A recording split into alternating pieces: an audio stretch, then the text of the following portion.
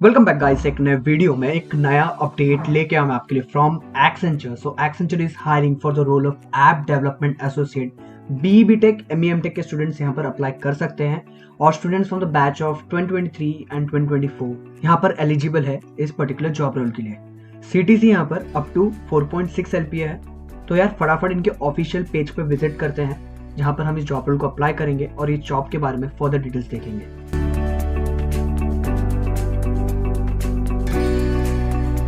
तो यार ये एक्सेंचर का ऑफिशियल पेज है फॉर दिस जॉब रोल। यहाँ पर लिखा है पैकेज ऐप डेवलपमेंट एसोसिएट। ये पेज का लिंक यार तुमको डिस्क्रिप्शन में मिल जाएगा, तो फटाफट यार वहां पर क्लिक करो और इस पेज पे पहुंचो। यहाँ पर एक्सपीरियंस लिखा है 0 to 11 मंथ्स, मतलब फ्रेशर्स आराम से यहाँ पर अप्लाई कर सकते हैं। सैलरी जैसे मैंने बताया 4.6 LPA है और जॉब लोकेशन बैंगलोर, हैदराबाद, पुणे, मुंबई, चेन्नई, गुरुग्राम, कोलकाता, इंदौर, जयपुर, कोयम्बटूर ये लोकेशंस है। बट आप अपने प्रिफर्ड लोकेशन मेंशन कर सकते हैं जब आप ये जॉब को अप्लाई कर रहे हो। नीचे जॉब डिस्क्रिप्शन है, रोल के बारे में थोड़ा बहुत ओवरव्यू है। मैं कहूँगा जब आप ये पेज पे पहुंचोगे ना तो एक बार अच्छे से डिस्क्रिप्शन से गो थ्रू कर लेना। मैं कहूँगा जब आप ये पेज पर पहुंचोगे ना तो एक बार जॉब डिस्क्रिप्शन एंड ऑल देख लेना, जिससे आपको आइडिया आ जाए कि कंपनी में करना क्या है, आपका रोल क्या है और आपको इंटरव्यू में कैसे प्रिपेयर करना है।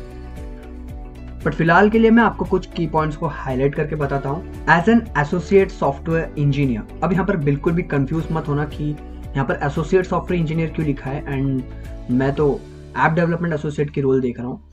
तो यार ये लगभग मिलता जुलता है, बट मुझे खुद को ये कंफ्यूजन है इन लोगों ने क्यों मेंशन किया है ASE is a different role. Of course मिलता जुलता होगा but it is a different role.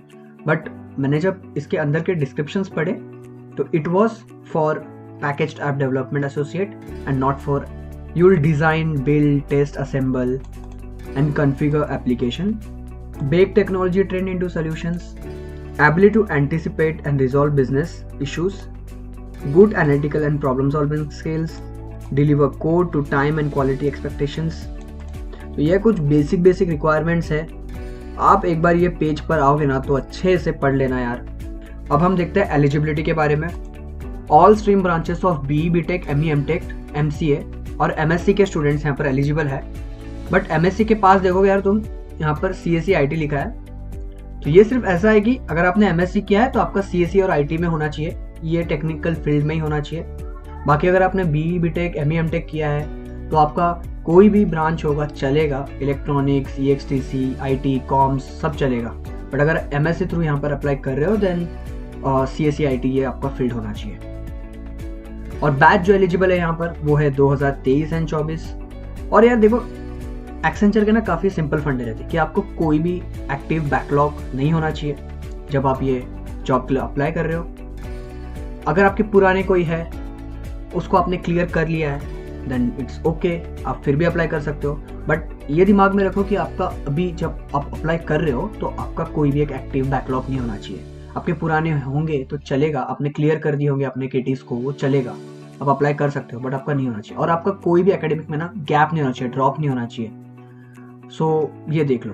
तो ये सब मामले में तो काफ़ी शॉर्ट है मैं बोलूँगा एक्सेंचर, क्योंकि बहुत MNCs ना उनका एक क्राइटेरिया रहता है कि आपको 60% होना चाहिए इन 10th, 12th and engineering. But Accenture का ऐसा नहीं है यार, बहुत लोग अटक जाते हैं यार। जेन्युइनली अगर आपका 60% थ्रू आउट एकेडमिक है 10th, 12th और इंजीनियरिंग में तो आपको इतना फ़र्क नहीं पड़ता होगा। बट बहुत एक काफ़ी अच्छे परसेंटेज ऑफ स्टूडेंट्स ना कहीं लटक जाते हैं इन 10th और 12th और इंजीनियरिंग। उनका 60% का क्राइटेरिया मैच नहीं होता है तो वो MNCs को मोस्टली अप्लाई नहीं कर पाते। बट एक्सेंचर में ये चीज़ काफ़ी शॉर्ट है, आपको 60% है नहीं है वो मैटर नहीं करता है, आप सिंपली अप्लाई कर सकते हो। एलिजिबिलिटी के लिए इतना काफ़ी है आपके लिए, ठीक है। आपको पूरा पढ़ना रहेगा तो आप पढ़ सकते हो, बट जो मेजर और बेसिक एलिजिबिलिटी क्राइटेरिया वो यही है। अब आते हैं प्रोसेस पे यार।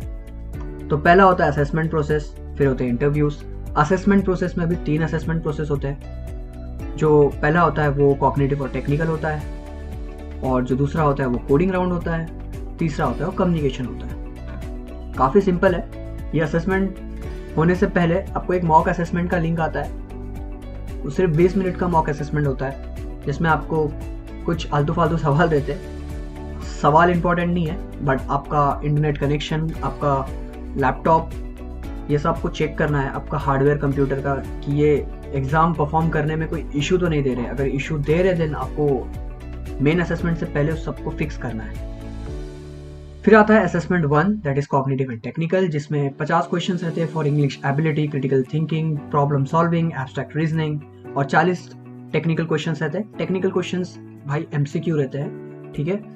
Common application, MS, pseudo code, networking के कुछ क्वेश्चंस रहते हैं, सिक्योरिटी एंड क्लाउड के रहते हैं। ये होने के बाद 5 से 10 मिनट के अंदर ही आपको रिजल्ट आता है। आपको अपना कंप्यूटर छोड़ के, सेटअप छोड़ के नहीं भागना है, आपको वहीं पे 5 to 10 मिनट्स के अंदर, मैं तो बोलता हूँ 5 to 10 मिनट्स में नहीं लगता, 2-3 मिनट में आ जाता है, झटके से आ जाता है रिजल्ट कि आप क्वालिफाई हुए कि नहीं।